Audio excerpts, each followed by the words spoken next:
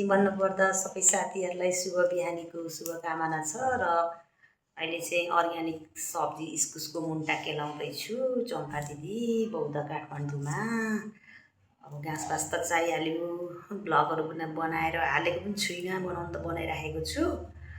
अब मेरो प्राय अनलाइनमा हुँदा थिएँ, कहिलेकाहीँ बाहिरतिर यसो मेरो पनि यसो हल्का फल्का दूरीको यात्रातिर हुन्थेँ र आज चाहिँ 2 दिन भयो घरमै बसिरहेको छु र यसो सम्झेको बेलामा यसो सब्जीहरू केलाउँदै गरेको बेलामा चाहिँ अनि भ्लग बनाइरहेको छु।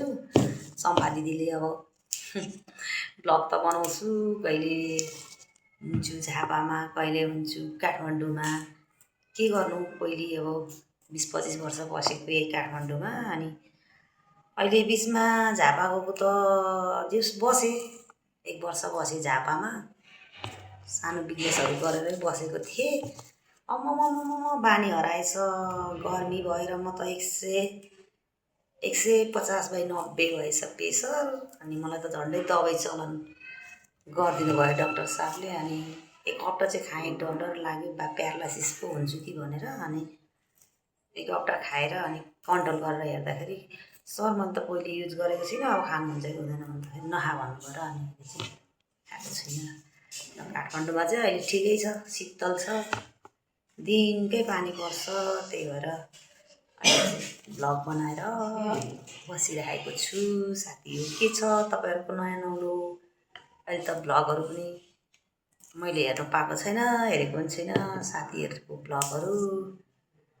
कहिलेकाहीँ न्युजहरू भ्लगहरू बनाउनु मनपर्छ र आज चाहिँ यही इस्कुसको मुन्टा ल्याउनु भएको थियो, अस्तिदेखि फ्रिजमा हाल्दा सबै ओइल्याउने भइसकेछ। अनि आज चाहिँ यही खानु पऱ्यो भनेर दिदीले माम बनाउनुहुन्छ, अनि म चाहिँ सब्जी काटाकुटुक केलाइहरू गरेर चाहिँ एकछिन फेरि आज गौशाला जाउँ भन्दैछु।